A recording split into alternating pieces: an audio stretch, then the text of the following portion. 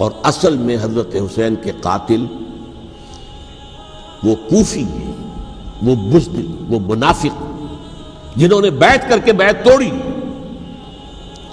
اس کے بعد واقعہ ہرہ بھی ہوا جو واقعہ کربلا سے بھی بعض اعتبارات سے زیادہ بھیانک اور زیادہ گھناؤنا واقعہ ہے۔ بنو امیہ کی تاریخ ہے جس کو لوگ جانتے ہی نہیں۔ مدینہ کے کچھ لوگوں نے بغاوت کی اور انہوں نے اس کے خلاف فوج بھیجی، اور فوج کو جب مدینہ فتح کر دیا 3 دن کے لیے حلال کر دیا، جو چاہو کرو، یہاں جسے چاہو مارو، جسے چاہو لوٹو، جس کا گھر چاہو برباد کرو، جس عورت کو چاہو ریپ کرو۔ اور یہ مدینہ النبی کے اندر ہوا۔ تو کاٹ کھانے والی ملوکیت کے اندر بہت سے واقعات ہوئے۔ عبداللہ ابن زبیر کھڑے ہوئے، انہوں نے حکومت قائم کی تھی، لیکن یہ کہ وہ تو 6 سال کے لیے کامیاب بھی رہے، ایک حکومت قائم کی، بنو امیہ کے ہاتھ پر بیعت نہیں کی، بالآخر ان کی حکومت بھی ختم ہو گئی۔ پھر حضرت زید کھڑے ہوئے، انہوں نے بغاوت کی، وہ بھی ناکام رہ گئے۔ پھر بنو عباس میں کھڑے ہوئے حضرت نفس زکیہ، حضرت حسن رضی اللہ تعالیٰ عنہ کے اولاد میں سے، وہ بھی ناکام ہو گئے، شہید ہو گئے۔ انہوں نے عوام کو ایسا کھڑا کیا ہے کہ 20,000 سے لے کر 30,000 کے درمیان انسانوں نے جانیں دے دی۔ عورتوں کے جلوس نکلے، شیرخوار بچہ گود میں ہے عورت کے، اور گولی کھا رہی ہے اور مر رہی ہے، گر رہی ہے۔ آپ سوچئے زندگی کتنی عزیز ہوتی ہے، اور شیرخوار بچے کے لیے ماں کی جو زندگی ہے، اس ماں کو اپنی زندگی کتنی عزیز تر ہوگی کہ اپنے لیے نہیں تو اس بچے کے لیے مجھے جینا ہے، لیکن نہیں، گولیاں کھائیں اور گری۔ یہ جذبہ انہی میں ہے۔ واقعہ یہ ہے کہ اہل سنت کے اندر یہ جذبہ نہ ہونے کے برابر ہے۔ یہ میں واشگاف الفاظ میں کہہ رہا ہوں۔ پورے عالم اسلام میں صرف شیعہ ایران ایسا نکلا ہے کہ جس نے بادشاہت کا خاتمہ کیا، باقی سعودی عرب میں بادشاہت بیٹھی ہوئی ہے، ڈٹ کر بیٹھی ہوئی، اربوں ڈالر کا ایک ایک محل بنتا ہے ان بادشاہوں کا، اور سنی سن ہے، سن، کوئی حرکت نہیں۔ فرش التراب يضمني وهو غطاء، کہ وہ ایک شخص کا کارنامہ، وہ یہودی فتنہ گر، وہ روح مصدق کا بروز، ہر قبا ہونے کو ہے اس کے جنوں سے تار تار۔ اسی طرح وہ عبداللہ ابن سبا یہودی فتنہ گر۔ آج اہل تشیع میں سے بعض حضرات کہتے ہیں کہ یہ عبداللہ ابن سبا یہ تو افسانوی شخصیت ہے، اس کی حقیقت کوئی تھی ہی نہیں، حالانکہ ان کی اپنی کتاب میں رجال کشی کے اندر اس کا ذکر موجود ہے، اور یہ بھی موجود ہے کہ حضرت علی رضی اللہ تعالیٰ عنہ نے اپنے عہد خلافت میں اسے زندہ جلوایا ہے۔ اس کی وجہ کیا تھی؟ یہ آیا مدینے کے اندر اسلام کا لبادہ اوڑھ کر، اس نے چند عقیدوں کی اشاعت شروع کی۔ سب سے پہلے حضرت علی تو خدا ہیں، گاڈ انکارنیٹ، اوتار کا تصور، جیسے ہندوؤں میں ہے رام چندر جی خدا کا اوتار، اور عیسائیت میں بھی پہلے گاڈ انکارنیٹ کا تصور تھا کہ حضرت مسیح خدا کا اوتار ہے، انکارنیشن آف گاڈ۔ تو اس نے کہا کہ حضرت علی تو خدا کا اوتار ہے، خدا ہے۔ نمبر 2، اس نے کہا کہ ہر نبی کا ایک وصی ہوتا ہے جس کے حق میں وہ وصیت کرتا ہے، تو حضور صلی اللہ علیہ وسلم کے وصی حضرت علی ہیں، لہذا خلیفہ تو اول روز سے حضرت علی ہیں، حضرت ابو بکر، حضرت عمر، حضرت عثمان یہ تو غاصب ہیں، اور حضرت عثمان کی خلافت تھی اس وقت تو خاص طور پر۔ پھر اس نے جو قبائلی عصبیت تھی اسے بھڑکایا۔ پرانی جو عصبیت چل رہی تھی قریش کے اندر، وہ 2 گھرانے ایک دوسرے کے مد مقابل تھے۔ دیکھیے، ایک ہوتا ہے قبیلہ، ایک ہوتا ہے گھرانہ۔ ہمارے پنجاب میں ایک قبیلہ ہے وٹو قبیلہ، اس کے گھرانے بہت سے، مانے کے، لالے کے، سجے کے، شامت کے، یعنی کوئی لالا تھا ان میں سے بڑا، ان کے بیٹے ہو گئے لالے کے، ان کی اولاد، خاندان یہ کہلاتے ہیں۔ قبیلہ ایک، یہ وٹو قبیلہ۔ تو قبیلہ تھا قریش، اس میں گھرانے بہت تھے، بنو ہاشم، بنو امیہ، بنو تیم، بنو عدی، یہ بہت سے گھرانے تھے۔ تو چوٹی کے 2 گھرانے جو تھے وہ بنو ہاشم اور بنو امیہ، ان کے درمیان چپقلش تھی، مقابلہ، مسابقت، اور یہ مسابقت فی الخیر بھی ہوتی تھی۔ اگر انہوں نے غریبوں کو کھانے کھلائے ہیں تو ہم ان سے بڑھ کر کھلائیں گے، اگر وہ حاجیوں کی خدمت کرتے ہیں تو ہم ان سے بڑھ کر کریں گے۔ تو ان کے اندر یہ مسابقت الخیر بھی تھی، لیکن چپقلش تھی کہ کوئی ہم سے آگے نہ نکل جائے، وہ سمجھتا تھا وہ آگے نہ نکل جائے۔ اس شخص نے اس پرانی عصبیت کو تازہ کیا کہ حضور تو بنو ہاشم میں سے تھے، لہذا خلافت حق ہے بنو ہاشم کا، یہ غاصب ہے۔ اس سے پہلے دو خلفاء جو تھے وہ نہ بنو ہاشم سے تھے نہ بنو امیہ سے تھے۔ حضرت ابوبکر بنو تیم میں سے تھے، چھوٹا قبیلہ تھا۔ حضرت عمر بنی عدی میں سے تھے، وہ بھی چھوٹا قبیلہ تھا۔ یہ حضرت عثمان پہلے خلیفہ جو بنو امیہ میں سے تھے، جن کی پرانی چپقلش بنو ہاشم سے تھی، اب اس کو موقع مل گیا کہ پرانی قبائلی عصبیت کو بھڑکائے۔ یہ ہے اصل میں اس فتنے کا پس منظر عبداللہ ابن سبا نے جو آ کر پھیلایا ہے، اور اس کی تفصیل میں اس وقت میں نہیں جا سکتا، کیسے یہ فتنہ پروان چڑھا، کیا انہوں نے اسٹریٹجی اختیار کی، کہ یہ کیا کرتے تھے، گروہ بنا کر بھیجتے تھے لوگوں کو، کوفے میں جاؤ تو وہاں پر دمشق کے گورنر کے خلاف اور مصر کے گورنر کے خلاف الزامات لگاؤ، اس نے یہ کیا، وہ غبن کر گیا، وہ یہ کر گیا، وہ خیانت کر رہا ہے، وہ رشتہ داروں کو پال رہا ہے، اور عثمان کے خلاف بھی تقریریں کرو رضی اللہ تعالیٰ عنہ۔ دمشق میں جاؤ تو کوفے کے گورنر کے خلاف، کیونکہ دمشق کے گورنر کے خلاف بات کرو گے تو لوگوں کو معلوم ہوگا کہ یہ جھوٹ بول رہے ہیں، لیکن یہ کہ وہاں تو تم بات کرو کوفے کے گورنر کے خلاف اور مصر کے گورنر کے خلاف اور حضرت عثمان کے خلاف۔ مصر میں جاؤ تو بات کرو کوفے کے اور شام کے گورنر کے خلاف اور حضرت عثمان کے خلاف۔ یہ انہوں نے ایسا اٹھایا، اور اس زمانے میں آپ کو معلوم ہے ذرائع رسل و رسائل تھے نہیں، نہ اس فتنے کی پتہ چل سکا جب تک کہ وہ فتنہ جو ہے پوری طرح برگ و بار لا کر تراور درخت نہیں بن گیا۔ اس کے نتیجے میں حضرت عثمان رضی اللہ تعالیٰ عنہ شہید ہوئے، اور خلیفہ پھر حضرت علی رضی اللہ تعالیٰ عنہ کو انہی سوائیوں نے، جنہوں نے گھیراؤ کیا تھا، جنہوں نے حضرت عثمان کو شہید کیا ہے، یہی حضرت علی رضی اللہ تعالیٰ عنہ کے ارد گرد ہوئے۔ اور حضرت علی رضی اللہ تعالیٰ عنہ بھی نہیں چاہتے تھے خلافت کی بیعت لینا، لیکن آخر کیا کرتے؟ کیا وہ امت کو بغیر خلیفہ کے چھوڑ دیتے؟ حضرت زبیر سے کہا گیا، انہوں نے نہیں مانا، رد کر دی بات۔ حضرت طلحہ سے کہا گیا، انہوں نے نہیں مانا۔ حضرت علی سے کہا گیا، اب عشرہ مبشرہ میں سے یہی تو تھے نا، لہذا انہوں نے تسلیم کر لیا، خلافت ہو گئی۔ لیکن اس کے بعد جو خانہ جنگی ہوئی ہے، اس خانہ جنگی کے نتیجے میں نوٹ کر لیجئے کہ 1,00,000 کے قریب مسلمان ایک دوسرے کی تلواروں اور نیزوں اور برچھیوں اور تیروں سے ختم ہو گئے، ہلاک ہو گئے۔ یہ ہماری تاریخ کا تاریک ترین باب ہے۔ 5 سال، 4.5 سال حضرت علی کی خلافت کے، اور 6 مہینے حضرت حسن کی خلافت کے رضی اللہ تعالیٰ عنہ۔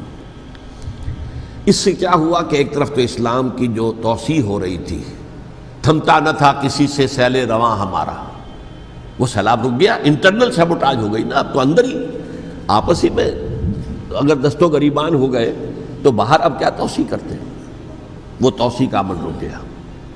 اور یوں سمجھیے کہ جیسے ٹرک اگر کبھی چل رہا ہو، بھرا ہوا ہو، لوڈڈ، اور وہ چڑھائی چڑھ رہا ہو، تو اگر کہیں موشن ٹوٹ جائے، ٹرک کو رکنا پڑے، تو ڈرائیور کے جان پر بن جاتی، اس لیے کہ اس کو دوبارہ سٹارٹ کرنا، اور جبکہ وہ چڑھائی پر ہے، انکلائن پر ہے، آسان کام نہیں ہوتا، خطرہ ہوتا ہے وہ پیچھے جو ہے وہ نہ جائے۔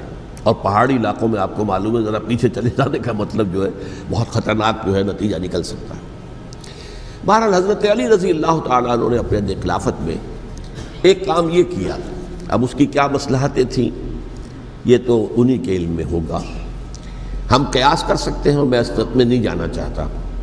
ابھی تک خلافت کا مرکز تھا مدینہ منورہ، حضرت ابوبکر، حضرت عمر، حضرت عثمان، وہیں جہاں حضور صلی اللہ علیہ وسلم رہے تھے اور جہاں پر کہ حضور مدفون تھے۔ لیکن حضرت علی نے اپنا مرکز جو ہے وہ کوفہ بنا دیا۔ اچھا، اس کی ایک ظاہری وجہ یہ سمجھ میں آتی ہے کہ اسلام کا جو پھیلاؤ ہو گیا تھا، وہ سلطنت اتنی وسیع ہو گئی تھی کہ مدینہ منورہ بہت جنوب میں اور بڑے صحرا کو عبور کر کے جانا ہوتا تھا۔ کوفہ جبکہ ایسی مقام پر تھا کہ جہاں سے مشرقی راستہ جا رہا ہے ایران کو، عراق کے اندر تو ہے وہ شہر کوفہ، اور پھر ایران اور خراسان اور ہندوستان کو راستہ جا رہا ہے، وہیں سے شمال کی طرف جا رہا ہے، شام کی طرف اور ترکی کی طرف، اور وہاں سے پھر یہ کہ مغربی افریقہ کو بھی کنٹرول کرنا، جو شمالی افریقہ کو، وہ بھی آسان تھا۔ بہرحال حضرت علی نے کوفہ کو اپنا مرکز بنایا، اور نتیجہ یہ ہوا کہ سبائیوں کا بھی مرکز وہی بن گیا، چونکہ انہوں نے اپنے آپ کو گردا گرد رکھا حضرت علی کے رضی اللہ تعالیٰ عنہ۔ اب ظاہر بات ہے کسی پرٹیکولر پرسن کے خلاف تو کوئی مقدمہ موجود تھا نہیں، بلکہ جب جنگ جمل ہو رہی تھی، ابھی جنگ نہیں ہوئی تھی، حضرت عائشہ، حضرت طلحہ، حضرت زبیر وہ لے کر آئے تھے ایک لشکر اس مطالبے کے لیے کہ حضرت عثمان کے قاتلوں کو سزا دی جائے، قصاص لیا جائے۔ حضرت علی رضی اللہ تعالیٰ عنہ سے گفت و شنید ہو رہی تھی، حضرت علی جو ہے اس پر آمادہ ہو گئے کہ ٹھیک ہے، میں جو بھی قاتلین عثمان ہیں ان کو گرفتار کر کے سزا دوں گا۔ عین اسی وقت کوفے کی مسجد کے اندر جو ہے 10,000 کا مجمع کھڑا ہو گیا، ہم سب قاتل عثمان ہیں، لو ہم سے بدلہ کہاں سے لوگے۔ اور انہوں نے کیا کیا، جاتے ہی جنگ چھیڑ دی، جب چھڑ جائے تو یا مرو یا مارو، اس کے سلاوہ تو کوئی چارہ کار ہوتا ہی نہیں۔ ایک رات میں 10,000 مسلمان شہید ہوئے، جن میں 2 عشرہ مبشرہ میں سے حضرت زبیر اور حضرت طلحہ رضی اللہ تعالیٰ عنہ۔ تو یہ صورت تھی، سبائیوں نے گھیراؤ کیا حضرت علی کا رضی اللہ تعالیٰ۔ حضرت معاویہ دعوے دار نہیں تھے خلافت کے، قطعاً نہیں، ان کا صرف ایک دعویٰ تھا، اور وہ یہ تھا کہ عثمان کے قاتلوں کو گرفتار کرو، یا خود سزا دو یا ہمارے حوالے کرو، ہم اس سے قصاص لیں گے۔ اس لیے کہ قبیلہ بنو امیہ کا تھا، اور حضرت امیر معاویہ بنو امیہ میں سے، تو ایک خاندانی طور پر جو ہے ہم قصاص لیں گے ان سے جنہوں نے قتل کیا ہے حضرت عثمان کو۔ لیکن یہاں ظاہر بات ہے کہ حضرت علی رضی اللہ تعالیٰ عنہ کی طرف سے مطالبہ یہ ہوتا تھا، تم پہلے میری بیعت کرو، میرے ہاتھ مضبوط کرو تاکہ میں ان کے خلاف کوئی اقدام کر سکوں۔ لیکن انہیں یہ اندازہ تھا کہ اگر میں نے بیعت کی تو ظاہر بات ہے کہ حضرت علی تک پہنچنے سے پہلے مجھے گردن اڑا دیں گے یہ لوگ، اس لیے کہ سبائی جو ہے وہ آپ کو گھیرے ہوئے۔ بہرحال ایک عجیب الجھاؤ، ایک ڈائلیما تھا جس کی وجہ سے یہ جنگ چلتی رہی، اور حضرت علی رضی اللہ تعالیٰ عنہ کو انہی کے شیعان علی ہی کے اندر سے وہ جماعت علیحدہ ہوئی تھی جس کو ہم خوارج کے نام سے جانتے ہیں، اور ایک خارجی ملجم ابن ملجم ہی نے حضرت علی کو شہید کیا رضی اللہ تعالیٰ عنہ۔ پھر حضرت حسن رضی اللہ تعالیٰ عنہ، اب دیکھیے کس قدر صحیح بات تھی جو حضرت علی رضی اللہ تعالیٰ عنہ نے فرمائی جب ان سے کہا گیا کہ کیا ہم آپ کے بیٹے حسن کے ہاتھ پر بیعت کر لیں رضی اللہ تعالیٰ عنہ۔ فرمایا نہ میں تمہیں اس کا حکم دیتا ہوں نہ میں اس سے روکتا ہوں، یہ تمہارا معاملہ ہے، امرہم شورا بینہم، تم اپنے باہمی مشورے سے جو فیصلہ کرو گے ٹھیک ہے، میں نہ حکم دیتا ہوں نہ روکتا ہوں۔ اس کا کیا مطلب ہے؟ باپ کے بعد بیٹے کی خلافت ہرگز حرام نہیں ہے، ورنہ کہتے کیسے ہو سکتا ہے میرا بیٹا؟ نہیں، یہ نہیں کہا۔ حضرت عمر سے بھی کہا گیا تھا کہ اپنے بیٹے کو نامزد کر دیں، عبداللہ ابن عمر کو، تو انہوں نے جواب میں کیا کہا؟ اسے تو طلاق دینی بھی نہیں آتی۔ انہوں نے اپنی کسی زوجہ کو طلاق دی تھی، اور اس میں جو صحیح ترین طریقہ ہے وہ اختیار نہیں کیا تھا، انہیں طلاق دینی تک نہیں آتی تو میں اسے خلیفہ بنا دوں۔ یہ نہیں کہا تھا کہ باپ کے بعد بیٹا خلیفہ نہیں ہو سکتا، یہ تو نہیں تھا، کہیں حرام نہیں ہے، نہ کتاب و سنت میں، نہ کوئی حدیث ہے، نہ کہیں قرآن مجید میں۔ تو حضرت علی نے بھی فرمایا رضی اللہ تعالیٰ، نہ میں روکتا ہوں نہ حکم دیتا ہوں، یہ تمہارا اپنا معاملہ ہے۔ بہرحال حضرت حسن رضی اللہ تعالیٰ عنہ نے حضرت امیر معاویہ سے صلح کر لی، خلافت ان کے سپرد کر دی۔ دیکھیے میں حضرت ابوبکر، حضرت عمر، حضرت عثمان، حضرت علی کے ساتھ حضرت حسن کے دور خلافت کو بھی خلافت راشدہ میں سے سمجھتا ہوں، اور تبھی 30 سال پورے ہوتے ہیں اس حدیث کے مطابق کہ حضور نے فرمایا خلافت 30 برس رہے گی، پھر ملوکیت آ جائے گی۔ تو حضرت حسن کا بہت بڑا کارنامہ یہ ہے کہ اس خانہ جنگی کا دروازہ بند کر دیا، اور یہ پیشن گوئی تھی حضور کی صلی اللہ علیہ وسلم حضرت حسن کو، جب بچے تھے حضور کے انتقال سے پہلے، میرا یہ بیٹا مسلمانوں کے 2 گروہوں میں صلح کرائے گا، یہ حضور کی پیشن گوئی تھی، اور وہ پیشن گوئی حضرت حسن کے علم میں بھی ہوگی یقیناً۔ بہرحال انہوں نے صلح کی حضرت امیر معاویہ کے ساتھ رضی اللہ تعالیٰ عنہ، خلافت ان کے حوالے کر دی، اور کچھ شرائط تھیں طے ہو گئی، اللہ خیر صلی اللہ۔ حضور کی تو یہ پیشن گوئی جو ہے صحیح ثابت ہوئی کہ میرا یہ بیٹا مسلمانوں کے 2 بڑے گروہوں کے درمیان صلح کرا دے گا، اور سبائیوں نے انہیں تانے دیے، یا عار المومنین، اے مومنوں کے لیے موجب عار، موجب شرم، تم نے بزدلی دکھائی ہے، تم نے امیر معاویہ کو خلیفہ تسلیم کر لیا، تم نے بزدلی دکھائی، معاذ اللہ ثم معاذ اللہ ثم معاذ اللہ۔ اب میں کچھ باتیں حضرت امیر معاویہ کے بارے میں کہنا چاہتا ہوں، اس لیے کہ وہاں اس میں نے حضرت معاویہ کے بارے میں یہ تو بہت شدت کے ساتھ کہا تھا، اور میں اب بھی اس پر قائم ہوں اور پوری طریقے سے قائم ہوں۔ میرا مستقل موقف یہی ہے کہ حضرت معاویہ رضی اللہ تعالیٰ عنہ کے دور خلافت کو ہم خلافت راشدہ میں شامل نہیں سمجھتے، اہل سنت میں سے کوئی بھی نہیں سمجھتا.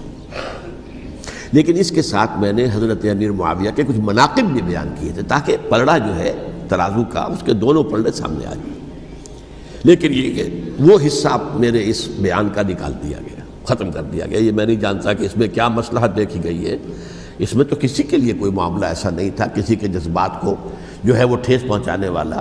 کیونکہ میں نے کہا وہ خلیفہ راشد نہیں تھے، صاف میں نے کہا، بلکہ وہ دور ملوکیت کا آغاز ان سے ہو گیا ہے. بلکہ جب ایک صاحب نے یہ کہا کہ کربلا کے بعد سے دور ملوکیت آ رہی تھی تو میں نے کہا نہیں جناب، دور ملوکیت تو 20 سال پہلے پوری ہو چکی تھی، شروع ہو چکی تھی. حضرت امیر معاویہ کے بھی 20 سال جو ہے وہ دور ملوکیت میں شمار ہوتے ہیں. انہیں کسرى العرب بھی کہا گیا، عرب کے کسریٰ، جو شہنشاہ ایران کا خطاب تھا حضرت معاویہ رضی اللہ تعالیٰ عنہ کو کسرى العرب کہا گیا، عرب کا کسریٰ یہ. لیکن دوسری طرف یہ ہے کہ وہ صحابی رسول ہیں رضی اللہ تعالیٰ، حضور کے برادر نسبتی بھی ہیں، حضور کے سالے ہیں. ان کی ہمشیرہ ام حبیبہ حضور کی زوجہ محترمہ ہیں، ام المومنین ہیں، ام حبیبہ رضی اللہ تعالیٰ عنہ. پھر کس قدر معتمد علیہ تھے حضور کے کہ کاتبان وحی میں شامل تھے. وحی کی کتابت کرنے والے چند لوگ تھے جنہیں کہ حضور کہتے تھے کہ اب یہ آیت لکھ لو. ان میں سے ایک امیر معاویہ بھی رضی اللہ تعالیٰ. تو بڑے توازن کی ضرورت ہے. دیکھیے صحابہ کرام کا جہاں تک تعلق ہے، اہل سنت کا موقف یہ ہے کہ صحابہ تو کلہم عدول، صحابہ سب کے سب نیک نیت ہیں اور ان کی روایت جو ہے قبول کی جائے گی، رد نہیں کی جائے گی، ان پر کوئی جرح و تعدیل نہیں ہوگی. اس لیے کہ ان کا تزکیہ محمد الرسول اللہ صلی اللہ علیہ وسلم نے کیا تھا.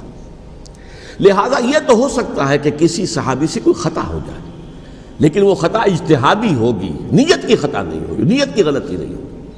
اگر کسی صحابی کی نیت پر حملہ کیا جائے تو یہ اصل میں طعن ہے، حملہ ہے حضور پر کہ وہ تربیت دے نہیں سکے اپنے ساتھیوں کو. معاذ اللہ ثم معاذ اللہ ثم معاذ اللہ، وہ تزکیہ کر ہی نہیں سکے. 3 جگہ جو قرآن میں آیا ہے یتلو علیہم آیاتہ ویزکیہم، تو کیا تزکیہ کیا؟ اگر ان کے قریب ترین ساتھی جو تھے، اگر ان کے اندر بھی بدنیتی تھی اور دنیا کی طلب تھی اور دنیا کے اندر اقتدار حاصل کرنے کا جذبہ تھا، تو پھر کیا تزکیہ کیا؟ معاذ اللہ ثم معاذ اللہ. لہذا صحابہ سب کے سب عدول ہیں اور ان سے اختلاف ممکن ہے، لیکن ان کی نیت پر حملہ نہیں ہو سکتا. تو حضرت امیر معاویہ کی شخصیت ایک چیز ہے، آپ کا دور خلافت دوسری چیز ہے.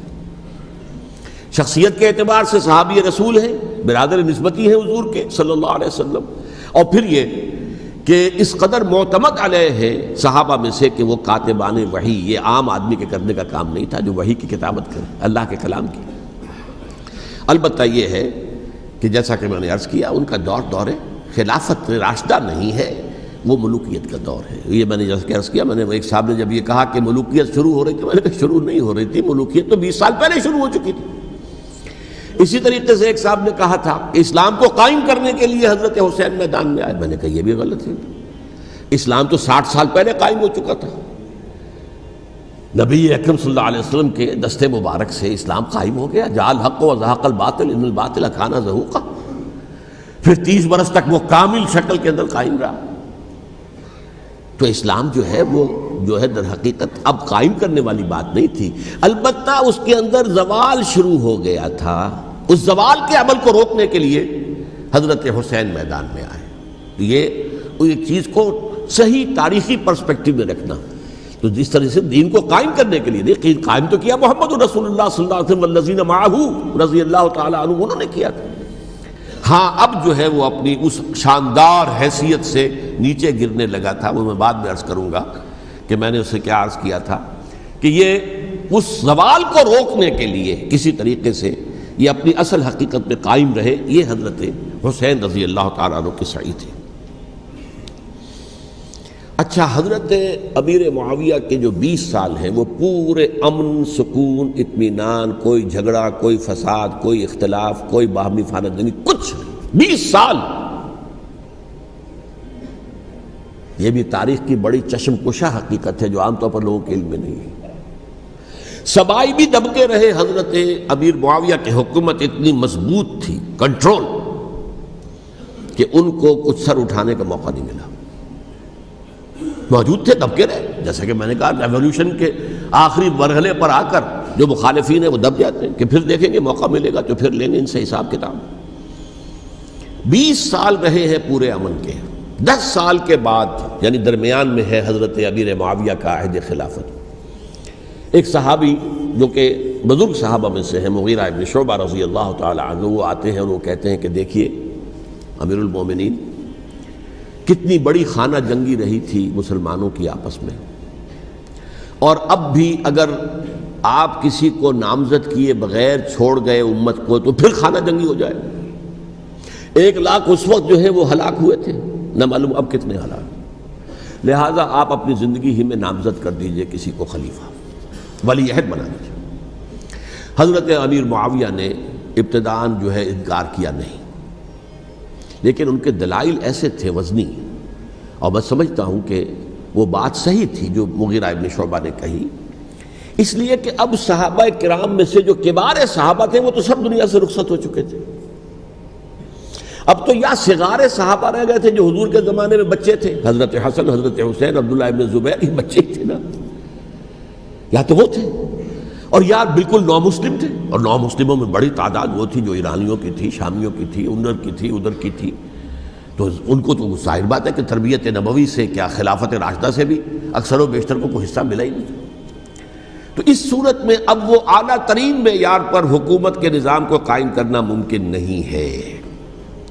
کوئی قبائلی عصبیت جب تک حکومت کی پشت پر نہیں ہوگی، حکومت مستحکم نہیں ہوگی۔ یہ گویا کہ ایک جس کو کہتے ہیں کہ حقیقت بینی، واقعیت پسندی، ایک آئیڈیلزم ہے اور ایک ریئلزم ہے کہ آپ فیکٹس آن دی گراؤنڈ کو غور کریں، سوچیں اس کے اوپر اور پھر کوئی فیصلہ کریں۔ اس اعتبار سے پھر حضرت امیر معاویہ نے بات مان لی اور بیعت لے لی لوگوں سے حضرت یزید کے لیے کہ یہ خلیفہ ہوں گے میرے بعد، اس کو ولی عہدی کہتے ہیں۔ اچھا، اس وقت 5 افراد ایسے تھے کہ جنہوں نے اس سے اختلاف کیا، یہ بات بہت اہم ہے۔ میرا کتابچہ ہے سانحہ کربلا، اس کے کچھ نسخے آج یہاں ہوں گے، آپ لوگ پڑھیے اسے غور سے اور پھیلائیے تاکہ حقیقت سامنے آئے۔ 5 افراد کون تھے جو ہونے چاہیے؟ ابو بکر فوت ہو گئے، ان کے بیٹے عبد الرحمن ابن ابی بکر۔ عمر فوت ہو گئے، ان کے بیٹے عبداللہ ابن عمر۔ عباس فوت ہو گئے، ان کے بیٹے عبداللہ ابن عباس۔ زبیر فوت ہو گئے، ان کے بیٹے عبداللہ ابن زبیر۔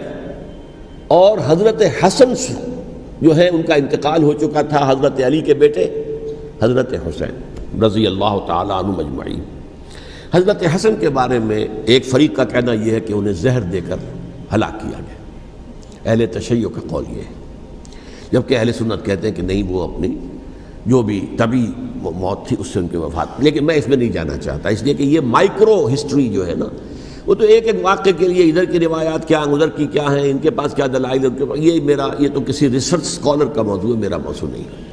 لیکن بہرحال یہ 5 حضرات تھے جنہوں نے ولی عہدی کی بیعت نہیں کی، لیکن حضرت معاویہ اتنے حلیم الطبع انسان تھے، انہوں نے جبر نہیں کیا، کوئی تشدد نہیں کیا۔ ٹھیک ہے، ولی عہدی کی بیعت نہیں کر رہے، کوئی بات نہیں، میری بیعت تو کی ہوئی ہے نا، ابھی تو میں زندہ ہوں، بات ختم ہو گئی، میری بیعت کو تو نہیں توڑا انہوں نے، فسخ بیعت نہیں کی۔ اس اعتبار سے انہوں نے نہ کوئی تشدد کیا، نہ جبر کیا، نہ کوئی مواخذہ کیا۔ لیکن جب امیر معاویہ کا انتقال ہو گیا، اب ولی عہدی کی بجائے وہ اب خلافت کی بیعت ہوئی، سب لوگوں نے بیعت کر لی۔ ان 5 میں سے ایک فوت ہو چکے تھے، حضرت عبد الرحمن ابن ابی بکر فوت ہو چکے رضی اللہ تعالی۔ 4 تھے، ان 4 میں ایک اختلاف ہوا۔ 2 کی رائے یہ تھی، عبداللہ ابن عمر، عبداللہ ابن عباس، کہ اگرچہ یہ کام غلط ہوا ہے، اسلام کی روح کے منافی ہوا ہے، یہ بادشاہت کی بنیاد پڑ رہی ہے، لیکن یہ بات ایسی نہیں ہے کہ اس کی بنا پر ہم خانہ جنگی شروع کروا دیں، امت کے اندر خون خرابہ کروائیں، فساد کروائیں۔ لہذا انہوں نے بیعت کر لی۔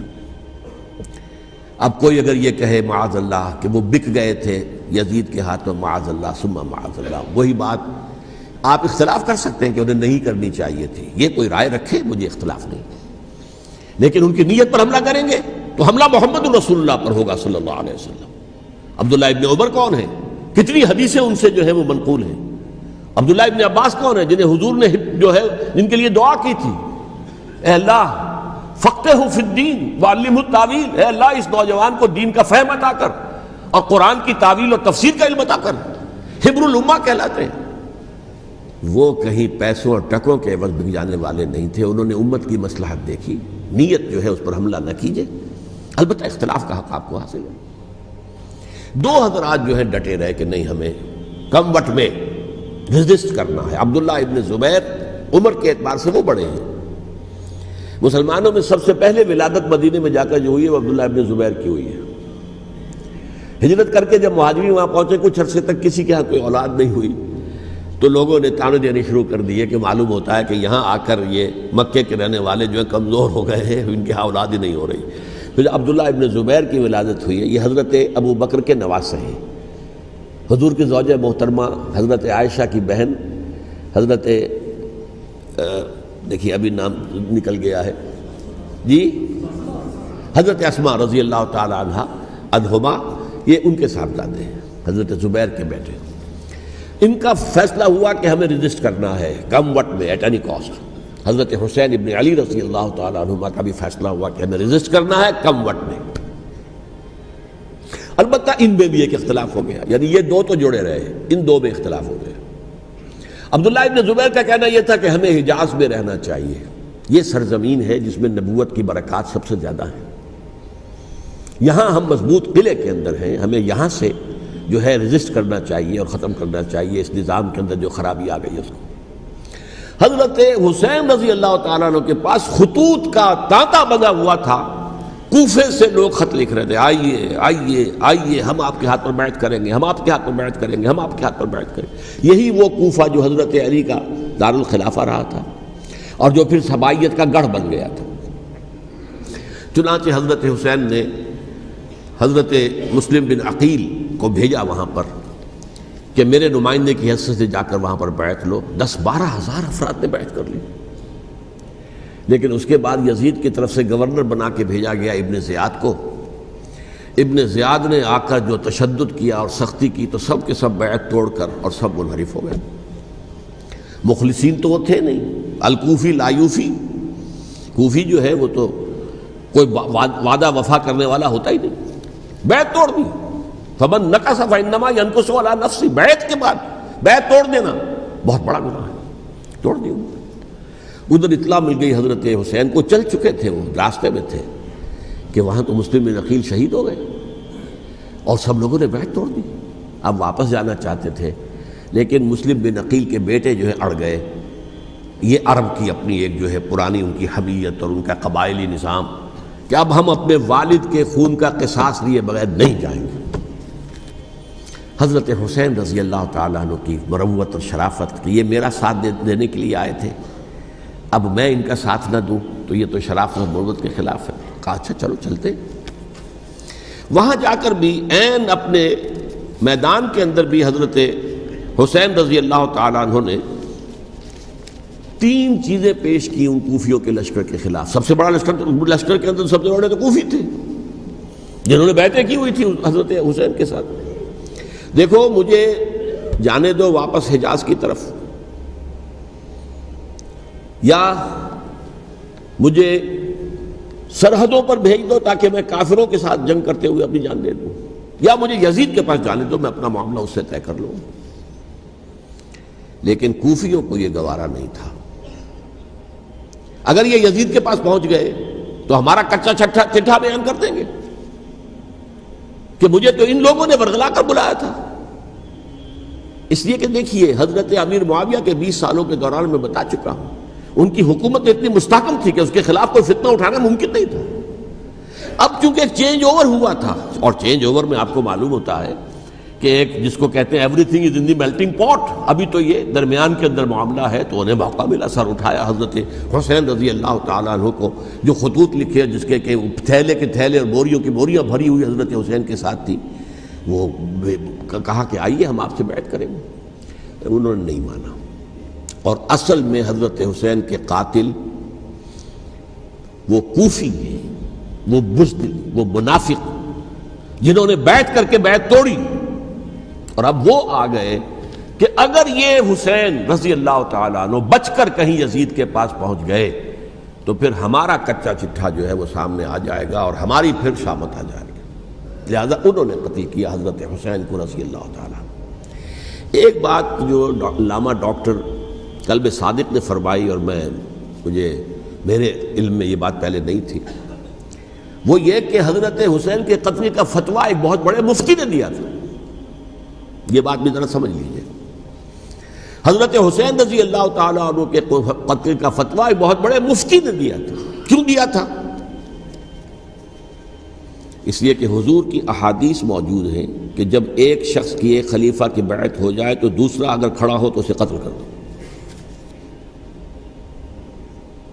کھلی حدیث۔ اسی لیے ایک بہت بڑے مفسر بھی ہیں، فقیہ بھی ہیں، قاضی ابن العربی رحمۃ اللہ علیہ، ایک ابن عربی ہیں الف لام کے بغیر، ابن عربی، وہ بہت بڑے صوفی ہیں، فلسفی ہیں، اندلس کے ہیں۔ یہ قاضی ابن العربی ہیں جنہوں نے قرآن کی ایک تفسیر لکھی ہے اس اعتبار سے کہ صرف ان آیات کی تفسیر جن سے کہ فقہی احکام جو ہیں ان کا استنباط ہوتا ہے۔ یہ دو تفسیریں اس طور سے لکھی گئی ہیں قرآن مجید کی، احکام القرآن ان کا نام ہے دونوں کا، جن میں سے ایک جو ہے قاضی ابن العربی کی ہے۔ ان کا ایک جملہ نقل ہوتا ہے، قتل الحسین بسیف جدہ، حسین قتل ہو گئے اپنے ہی نانا کی تلوار سے۔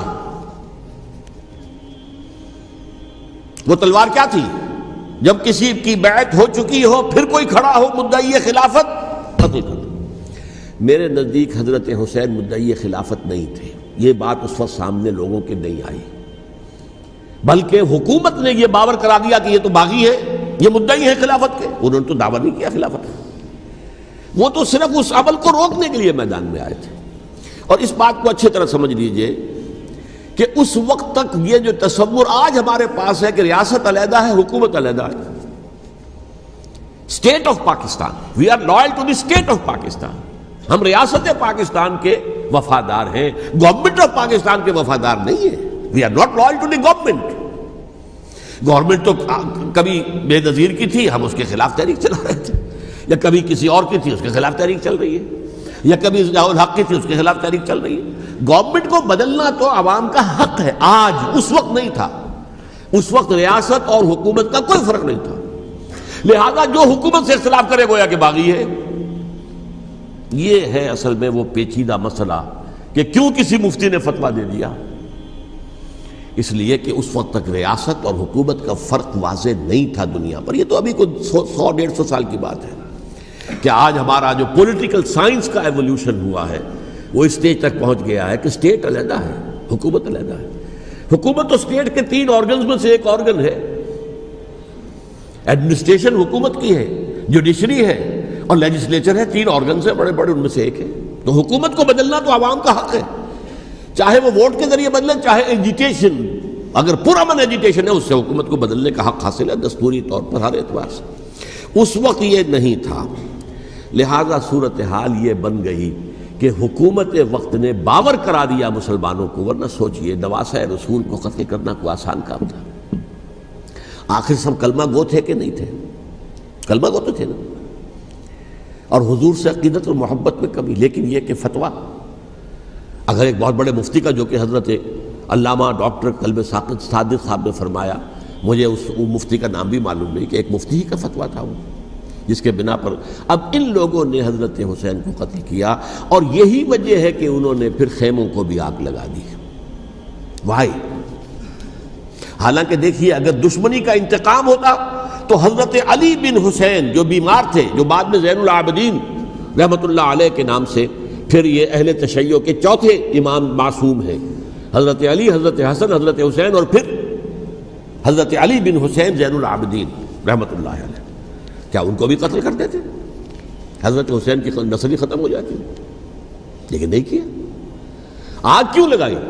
آگ اس لیے لگائی کہ وہ جو ڈاکومنٹری پروف ہے ہماری غداری کا یزید کے خلاف حضرت حسین کو جو ہم نے دعوت دی، وہ جو ڈاکومنٹری پروف خطوط کی شکل میں موجود ہے وہ ختم ہو جائے، ڈسٹرائے ہو جائے۔ اس کے لیے انہوں نے خیموں میں آگ لگائی۔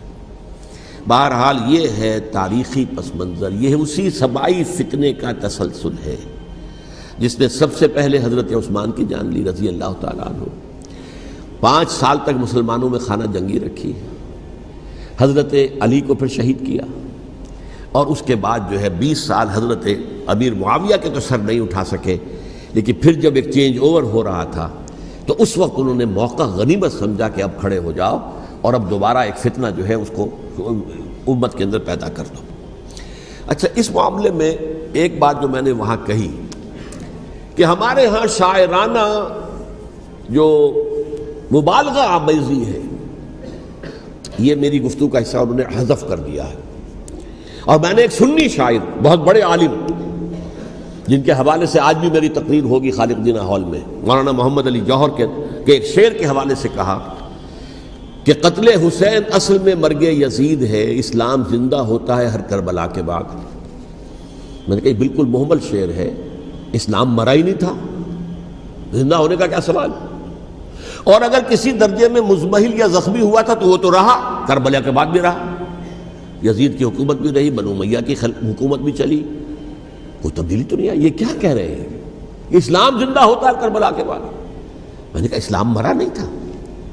جیسے میں نے یہ کہا کہ ملوکیت جو ہے وہ اب شروع نہیں ہوئی، ملوکیت تو 20 برس پہلے شروع ہو چکی تھی حضرت امیر معاویہ کے. لیکن ظاہر بات ہے کہ حضرت حسن نے، حضرت حسین نے اس کو قبول کیا، اور حضرت حسین نے تو پھر 10 سال تک ولی عہدی جو تھی چاہے بیعت نہیں کی لیکن اس کے خلاف میدان میں آ کر چیلنج تو نہیں کیا. اس اعتبار سے یہ معاملہ جو ہے اسلام زندہ ہوتا ہے کربلا کے بعد، یہ بے تکی بات ہے. ہاں، حضرت شاہ اسماعیل شہید رحمۃ اللہ علیہ کی اگر میں تشبیہ کو، تمثیل کو سامنے رکھوں تو اسلام کی عمارت 6 منزلہ ہے، 6ٹھی منزل ٹاپ کی وہ گر گئی، 5 منزلیں انٹیکٹ تھیں، اسلام مرا نہیں تھا. عدالت میں شریعت کے مطابق فیصلے ہو رہے تھے، قاضی تھے، مفتی تھے، شریعت نافذ تھی، اسلام کہاں مرا تھا. جبکہ خود کہہ رہے ہیں علامہ کلب صادق کے ایک مفتی کے فتوے سے ہی حضرت حسین کو قتل کیا گیا. اب وہ مفتی کی رائے، اس کی بدنیتی ہو، جو بھی ہو، وہ جانے، اللہ جانے. لیکن عام مسلمان کیا کریں؟ اس پہلو سے اسلام مرا نہیں تھا. ہاں، ایک منزل گر گئی تھی، وہ گری رہی، 1000 برس تک گری رہی، یہاں تک کہ آ کر مغربی امپیریلزم نے اس کے گرایا، ملوکیت کا معاملہ ختم کیا، اور وہ جبرین ملوکیت دوسری آ گئی. ورنہ وہی بادشاہی چلی ہے. بلکہ دور بنو امیہ میں وہ بادشاہی پوری طرح اس نے بالوں پر نہیں نکالے تھے، اصل بالوں پر تو اس نے نکالے ہیں دور بنو عباس میں آ کر. اور پھر سلاطین جو ہے ترک، جو ترک خلفاء ہے، ان کا بھی بادشاہت تھی، اور کیا تھا، وہ خلافت تو نہیں تھی. تو یہ تو اسلام میں جو بھی نقص واقع ہو گیا تھا، کبھی واقع ہو گئی تھی، وہ جو کی تو برقرار رہی. اس کو بھی تسلیم کیا. میں اللہ کا شکر ادا کر کے کہتا ہوں کہ دونوں حضرات، دونوں شیعہ دانشور اور بڑی اعلیٰ سطح کے جو شیعہ عالم تھے، انہوں نے اس بات کو تسلیم کیا اور میری اس بات کو چیلنج نہیں کیا.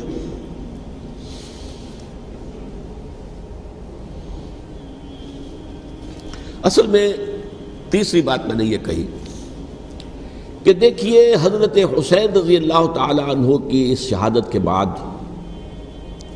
اس کے بعد واقعہ حرہ بھی ہوا، جو واقع کربلا سے بھی بعض اعتبارات سے زیادہ بھیانک اور زیادہ گھناؤنا واقعہ بنو امیہ کی تاریخ ہے، جس کو لوگ جانتے ہی نہیں.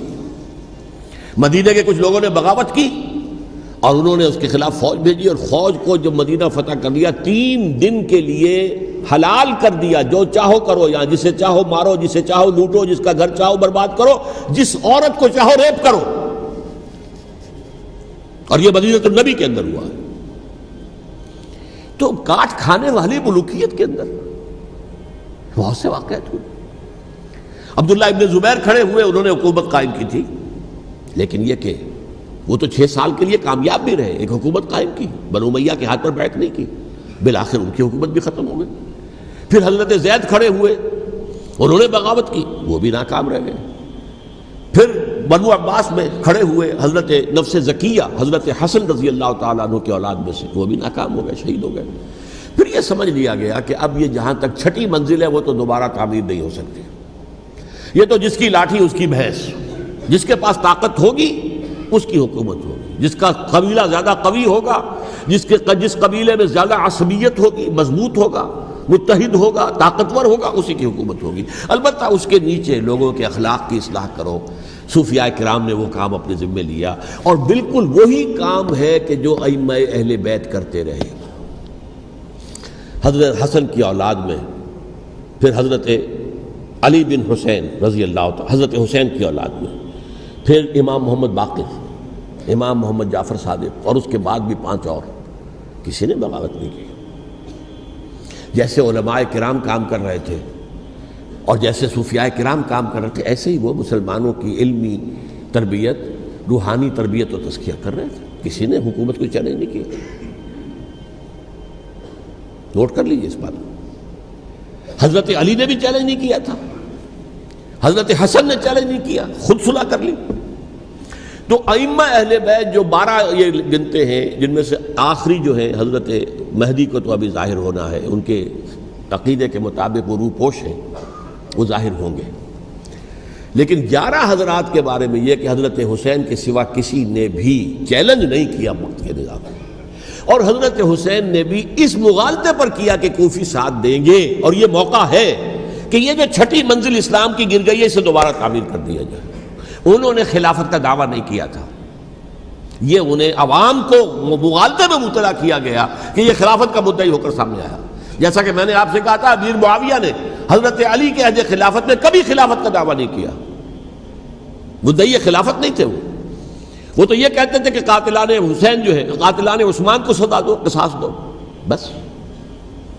اسی طرح حضرت حسین نے بھی، اب دیکھیے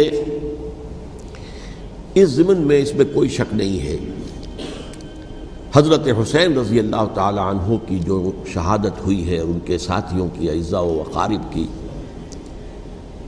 تاریخ انسانی میں یہ عزم، ہمت، شجاعت، مثابرت، صبر، استقلال، استقامت، اس کی بہت روشن مثال ہے، بہت روشن مثال ہے، بہت روشن مثال ہے، لیکن اس سے تاریخ کی رفتار پر کوئی اثر نہیں پڑا۔ وہ جو ملوکیت آ گئی تھی وہ اور گہری سے گہری ہوتی چلی گئی۔ واقعہ کربلا کے بعد تو واقعہ ہررا ہوا میں نے گنوا دیا، اس سے زیادہ تو میرے خیال میں کہ اور ہمارے لیے لائق شرم جو ہے کوئی واقعہ ہے ہی نہیں اس پہلو سے۔ لیکن حضرت حسین کا ایک، اب ان کو یہ کہ میں، مطلب یہ کہ اگر میں ان کے ہاتھ پر بیعت کر لیتا ہوں، جو کہ اس وقت سامنے موجود تھے، کہ یزید کی بیعت تمہارے ہاتھ پر کرتا ہوں، تو گویا کہ اپنے آپ کو سرنڈر کر دیتے۔ وہی خطرہ جو امیر معاویہ کو تھا کہ مجھے وہ تو پہنچنے بھی نہیں دیں گے علی تک رضی اللہ تعالیٰ عنہ، اور مجھے پہلے ہی شہید کر دیں گے، یہی خطرہ حسین کو تھا رضی اللہ تعالیٰ عنہ کہ مجھے یزید تک پہنچنے نہیں دیں گے، پہلے ہی قتل کر دیں گے۔ اور ویسے بھی یہ ایک شرافت، مروت اور حمیت اور غیرت اور عزت نفس کا تقاضا بھی تھا کہ بھائی معاملہ ہے یزید کا، میرا مجھے وہاں جانے دو، اللہ اللہ خرسنا، یو کین اسکورٹ می، میرے دائیں بائیں چلو تاکہ میں کہیں اور بھاگ نہ جاؤں تمہارے خیال میں، مجھے وہاں پہنچا دو، میں وہاں پہ جا کے اسے معاملہ کر لوں۔ لیکن انہوں نے قتل کیا، اصل قاتلان کوفی، وہی سبائی۔ البتہ یہ ہے کہ اس واقعے کی جو یادگار ہے اس میں کوئی شک نہیں ہے کہ اس نے مسلمانوں میں سے ایک گروہ کے دل میں قربانی اور شہادت کا جذبہ بہت پیدا کیا، اس میں کوئی شک نہیں۔ اور جس طریقے سے کہ عاشورہ محرم میں یاد منائی جاتی ہے، جس طریقے سے اس نے اہل تشیع کے اندر قربانی کا جذبہ بے انتہا پیدا کر دیا، اگرچہ وہ جذبہ بروئے کار نہیں آتا، اس لیے کہ ان کے ہاں یہ عقیدہ ہے، یہ طے ہے کہ جب تک حضرت مہدی ظاہر نہیں ہوں گے ہم کسی کے خلاف بغاوت نہیں کریں گے۔ یہ پوری تاریخ میں ان کا معاملہ رہا، تمام جو ہے ائمہ اہل بیت کا معاملہ رہا، جب تک مہدی نہیں آتے keep sitting and keep waiting, wait and see, that's all. یہ تو خمینی صاحب نے کیا ہے، آیت اللہ خمینی صاحب نے، کہ انہوں نے یہ ایران کے شیعوں کو باور کرایا کہ بھائی جب آئیں گے حضرت مہدی آ جائیں گے، لیکن ہم اب ہاتھ پر ہاتھ رکھ کر بیٹھے رہیں، باطل کو چیلنج بھی نہ کریں، ہمیں کچھ تو کرنا چاہیے، وہ ہاتھ پاؤں ہلانے چاہیے، اور کچھ نہیں تو مہدی کا راستہ جو ہے صاف کرنا چاہیے، تمہید کرنی چاہیے، ان کے راستہ ہموار کیا جائے۔ تو یہ ان کی بڑی عظمت ہے آیت اللہ خمینی صاحب کی کہ اہل تشیع ایران کے جو ہے ان سے انہوں نے یہ بات منوا لی کہ ہم بالکل انرٹ نہیں بیٹھے رہیں گے، بلکہ اب انہیں نائب امام قرار دے کر اور ولایت فقیہ کے فلسفے کے حوالے سے یہ دو چیزیں ان کی جو ہیں بنیادی فلسفے کی ہیں، وہ اس وقت میرا موضوع نہیں ہے۔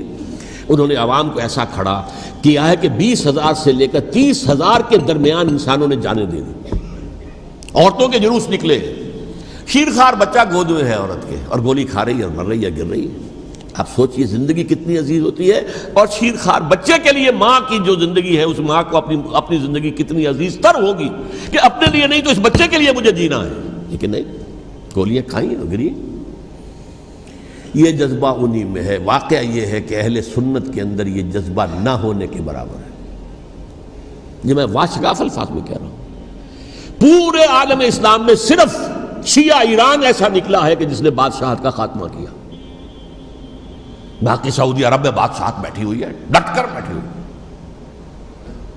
اربوں ڈالر کا ایک ایک محل بنتا ہے ان بادشاہوں کا، اور سنی سن ہے، سن، کوئی حرکت نہیں۔ وہ تو اب جو حرکت ہو رہی ہے وہ اینٹی امریکن حرکت ہے جو ہو رہی ہے، وہ در حقیقت وہ مسئلہ بالکل دوسرا ہے جو اس وقت ہو رہا ہے، لیکن یہ کہ عالم اسلام میں کوئی تحریک ایسے نہیں اٹھی۔ یہ اہل تشیع میں ہے، جو بالکل استثنائی بات ہے کہ انہوں نے جو ہے ایک ایسا بادشاہ جس کو کہا جاتا تھا کہ اس کا جو اسلحہ خانہ ہے وہ ایشیا میں سب سے بڑا اسلحہ خانہ ہے، جو 2500 سالہ پرانی جو ایک عظمت تھی ایران کی، اس کو دوبارہ تازہ اور زندہ کرنا چاہتا تھا۔ 2500 سالہ برسی اس نے منائی تھی، اس کے لیے ایک شہر آباد کیا تھا کہ خسرو یا سائرس یا ذوالقرنین قرآن مجید کی اصطلاح میں اس کی یادگار بنائی تھی، اور وہ سوچ رہا تھا کہ وہی عظمت دوبارہ ایران کی ہوگی جو کہ خسرو کے زمانے میں تھی، جس کا قرآن مجید میں سورہ کہف کے اندر ذکر ہے، مشرقی فتوحات، مغربی فتوحات، شمالی فتوحات۔ تو وہ بادشاہ ہے، اس کو بھاگنا پڑا وہاں قربانی کی وجہ سے۔ تو یہ جو ہے واقعہ کربلا نے، اس میں کوئی شک نہیں ہے کہ ایک ایسی مشعل روشن کی ہے جس کو کہ ہر شخص کو دیکھنا چاہیے۔ یہ بھی انسان، جیسے کہ اقبال نے ایک شعر کہا تھا غالب کے لیے، فکر انسان پر تیری ہستی سے یہ روشن ہوا ہے، پرے برغ تخیل کی رسائی تاک ہو جا۔ تو فکر انسان پر حضرت حسین کی قربانی سے یہ واضح ہوا ہے کہ انسان کس حد تک جا سکتا ہے قربانی دینے کے لیے اپنے کسی مقصد کے لیے۔ مقصد ان کا جو تھا، میں نے اسی لیے آیت پڑھی تھی، معاذ اللہ ثم معاذ اللہ۔ میں ایک آخری بات جو کہہ رہا ہوں وہ نوٹ کر لیجئے، ایک خاص انتہائی نقطۂ نظر کے عام کیے جانے کی وجہ سے سنیوں میں بھی ایک انتہائی رد عمل پیدا ہوا ہے، ایکسٹریم رائٹسٹ سنیز۔ اگر ایک طرف سے حملہ کیا گیا ہے حضرت عثمان کی نیت پر، ان کو خیانت کا الزام لگایا گیا، ان پر اقربا پروری کا الزام لگایا گیا، حضرت ابو موسیٰ شریف پر خیانت اور غداری کا الزام لگایا گیا، یہ ساری چیزیں اگر صحابہ کرام کے اوپر ہوئی ہیں، امیر معاویہ پر، امیر اور عمرو بن العاص پر، تو جواب میں کچھ لوگ کھڑے ہو گئے۔ حضرت علی وہ اقتدار کے طالب تھے، معاذ اللہ ثم معاذ اللہ ثم معاذ اللہ۔ یہ اہل سنت کا موقف نہیں ہے۔ حضرت حسین اقتدار کے طالب تھے، ہرگز نہیں، ہرگز نہیں، ہرگز نہیں۔ وہی اصول جو میں نے بتایا تھا سب کے لیے لاگو رہے گا، وہ امیر معاویہ کے لیے ہے تو حضرت علی کے لیے بھی ہے، حضرت حسین کے لیے بھی ہے۔ یہ نیک نیت ہے، آپ ان کی کسی رائے سے اختلاف کر سکتے ہیں لیکن ان کی نیت پر حملہ نہیں کریں گے۔ نیت پر حملہ کریں گے آپ کا ایمان بالرسالت جو ہے وہ مجروح ہو جاتا ہے۔ یہ رسول کے ساتھ بھی ہے، رسول نے ان کا تزکیہ کیا، یتلو علیہم آیاتہ ویزکیہم، اس کا سارا عمل محمد کا کیا ہوا ہے صلی اللہ علیہ وسلم۔ تو صحابی کے معاملے میں یہ ہمارے ہاں ان کو اہل سنت جو ہیں جو معتدل مزاج کے، اور اکثریت ان کی، یہ تو چند لوگ ہیں، ذرا قلم چلا لیتے ہیں تو ان کی بہت سی کچھ چھوٹی چھوٹی کتابیں بھی شائع ہو گئی ہیں بہت، لیکن انہیں اہل سنت نے قرار دیا ناسبی یا خارجی۔ جیسے خوارج نے کہا تھا حضرت علی بھی کافر ہیں اور حضرت امیر معاویہ بھی کافر ہیں، حضرت عمرو بن العاص بھی کافر ہیں، معاذ اللہ ثم معاذ اللہ۔ ایسے ہی کچھ لوگ حضرت حسین پر بھی الزام لگاتے ہیں کہ اقتدار کی ہوس اور طلب کے اندر انہوں نے یہ سارا سفر کیا تھا، اور بس یہ ہے کہ وہ جو بازی تھی وہ ہار گئے۔ اللہ اللہ خیر صلی اللہ، اس سے آگے کیا ہے معاملہ؟ نہیں، معاذ اللہ ثم معاذ اللہ۔ اسی لیے میں نے آیت آج جو پڑھی تھی ایک اور جو بہت بظاہر آپ کو معلوم ہوئی ہوگی، غیر متعلق ہے میرے آج کے عنوان سے، تلک الدار الآخرۃ نجعلھا للذین لا یریدون علوا فی الارض ولا فسادا۔ یہ سورہ قصص کے آخری آیات میں سے۔ دیکھو یہ آخرت کا گھر جو ہے وہ ہم خاص کر دیں گے ان لوگوں کے لیے جو اس زمین میں اپنے اقتدار کے طالب نہیں ہوتے. زمین میں اقتدار کے طالب ہوگے فساد ہو جائے گا. تم بھی طالب میں بھی طالب، جھگڑا ہوگا، لڑائی ہوگی، دنگا ہوگا، فساد ہوگا. تلک الدار الآخرۃ نجعلها للذین لا یریدون علوا فی الارض ولا فسادا. جو لوگ زمین میں اپنے اقتدار کے طالب اور اس کے نتیجے میں فساد پیدا کرنے والے نہیں ہیں، ان کے لیے ہم نے آخرت کا گھر خاص کیا ہے. والعاقبۃ للمتقین، اور عاقبت جو ہے، انجام کار، آخرت جو ہے وہ تو متقیوں کے لیے ہے. اسی میں آئیں گے سب صحابہ کرام، خواہ وہ حضرت علی ہیں رضی اللہ تعالیٰ عنہ، اور خواہ وہ حضرت امیر معاویہ ہیں، حضرت عثمان ہیں رضی اللہ تعالیٰ عنہما، خواہ حضرت حسن ہیں، حضرت حسین ہیں رضی اللہ تعالیٰ عنہما، خواہ عبداللہ ابن زبیر ہیں، خواہ عبداللہ ابن عباس ہیں، خواہ عبداللہ ابن عمر ہیں رضی اللہ تعالیٰ عنہم اجمعین. اس اصول کو سامنے رکھ کر اختلاف آپ کر سکتے ہیں کسی سے بھی، لیکن کسی کی نیت پر حملہ کریں گے تو اصل میں آپ کا ایمان بالرسالت مجروح ہو جائے گا. علی کو نبی اکرم صلی اللہ علیہ وسلم نے اپنا نائب بنا کر چھوڑا تھا جب غزوہ تبوک میں جا رہے تھے مدینے میں. حضرت علی نے کہا بھی کہ مجھے آپ عورتوں کے ساتھ بٹھا کے جا رہے ہیں. فرمایا تمہارا مقام میرے ساتھ وہی ہے جو موسیٰ کے ساتھ ہارون کا تھا. ہارون کو چھوڑ کر گئے تھے نا یہودیوں کے پاس جب گئے تھے تورات لینے کے لیے، تو تمہارا وہی مقام ہے میرے ساتھ. تو یہ حضرت علی ہے رضی اللہ، ان کے بارے میں میرا، ان کی کیا عظمت میری نگاہ میں. تو یہ 3 کتابچے ہیں، مجھے نہیں معلوم تیسرا یہاں ہے یا نہیں ہے. بہرحال آپ لوگوں کو ریکمینڈ کر رہا ہوں کہ ان کا مطالعہ کریں. اب یہ کہ آخری بات یہ کہ اصل ہمارے کرنے کا کام کیا ہے. دیکھیے کیوں نہیں کیا کسی نے بھی خروج کا معاملہ، وہ میں واضح کر چکا ہوں. بغاوت نہیں کی، کیوں؟ ایک تو ریاست اور حکومت میں فرق نہیں تھا. ذرا کھڑا ہو اور وہ باغی قرار پائیں گے، واجب القتل ہو جائیں گے، فتوے کی زد میں آ جائیں گے. یہ معاملہ تھا. اور دوسرے یہ کہ عمارت پوری گری نہیں تھی، ایک منزل گری تھی نا. آج ہم کہاں کھڑے ہیں؟ پوری عمارت گری ہوئی ہے. نہ شرعی عدالتیں ہیں، نہ شرعی فیصلے ہیں، نہ احکام الہی نافذ ہیں، نہ حدود اور قصاص کے معاملات، کچھ بھی نہیں. ہمارا فرض کیا ہے؟ حضرت حسین کی مدح کرتے رہیے، تعریف کرتے رہیے، صحابہ کرام کی مدح کرتے رہیے، مدح صحابہ، اس کے لیے مجلسیں قائم ہو رہی. بھائی کر کیا رہے ہو؟ تھے تو آبا وہ تمہارے ہی، مگر تم کیا ہو؟ ہاتھ پر ہاتھ دھرے منتظر فردا ہو. تلک امت قد خلت لہا ما کسبت ولکم ما کسبتم. وہ تو ایک امت تھی جو چلی گئی، اللہ کے ہاں پہنچ گئے.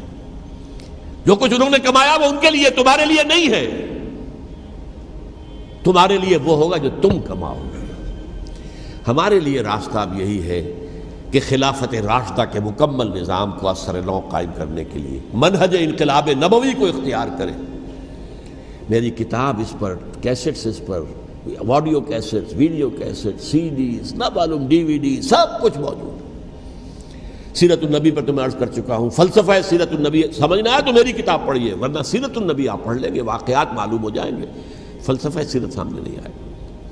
اس کا آپ مطالعہ کریں گے میری کتاب سے. اور دوسرے یہ کہ یہ خلافت قائم کرنے کے لیے جو جد و جہد ہم کر رہے ہیں، تحریک خلافت پاکستان جس کا میں داعی ہوں ادنا سا، وہ تنظیم نہیں ہے، میں اس کا امیر نہیں، وہ ایک تحریک ہے. جیسے تحریک پاکستان کہلاتی تھی جس کی تنظیم تھی مسلم لیگ، پارٹی کا نام مسلم لیگ تھا، لیکن تحریک پاکستان. اس طرح تحریک خلافت پاکستان وہ ہم نے چلائی ہے تنظیم اسلامی کے تحت. یہ خلافت جب پہلی چلی تھی آج سے 84 سال قبل، نومبر 1921 میں خالق دینا ہال میں وہ مقدمہ چلا تھا، جس کے نتیجے میں بڑے بڑے جو لیڈر تھے ہمارے، مولانا محمد علی جوہر اور مولانا حسین مدنی اور مولانا ابوالکلام آزاد، ان سب کو 2 سال کی قید کی سزا سنائی گئی تھی. بغاوت، مقدمہ بغاوت، یہ خالق دینا ہال. اسی میں سن 91 یا 92 میں نے 3 دن تقریریں کی تھیں، جن میں آج سے پھر میں 3 تقریریں کرنے والا ہوں. ایک آج شام کو، ایک کل شام کو رات 9 بجے، آج بھی کل بھی، ایک پرسوں اتوار کی صبح کو 10 بجے ہے کیا 11 بجے. تو ان میں آپ حضرات شرکت فرمائیں تاکہ اصل جو ہمارے کرنے کا کام ہے، تاریخ کو بھی سمجھنا چاہیے، تاریخ کے عوامل کیا ہیں، کیا پس پردہ عوامل کار فرما تھے، کیا کسی شے کی اصل حقیقت ہے، وہ سمجھنا چاہیے. لیکن یہ ہے کہ اس اعتبار سے میں نے جب یہ لفظ استعمال کیا تھا اس مذاکرے میں لپ سروس، کہ یہ ہم صرف لپ سروس کرتے رہے، مدح کے بیان کرتے رہے، منقبت بیان کرتے رہے، حضور کی نعتیں کہتے رہے، تو اس سے تو بات نہیں بنے گی جب تک کہ وہ فرض منصبی شہادت علی الناس کا جو ہمارے ذمے ہے بحیثیت امت محمد صلی اللہ علیہ وسلم اس کو ادا نہ کرے۔ مجھے خوشی ہے کہ اس کی بھی تائید دونوں حضرات نے کی، ہاں یہ لپ سروس کا معاملہ ہے۔ اللہ تعالی حضرت حسین کے نقش قدم پر چلتے ہوئے، بلکہ اصل میں تو ہمارے لیے اسوہ رسول ہے محمد صلی اللہ علیہ وسلم کا، اس پر چلتے ہوئے ہم پاکستان میں اسلام کا نظام خلافت قائم کرنے کی جد و جہد کریں۔ اقول قولی ھذا واستغفر اللہ لی ولکم ولسائر المسلمین والمسلمات۔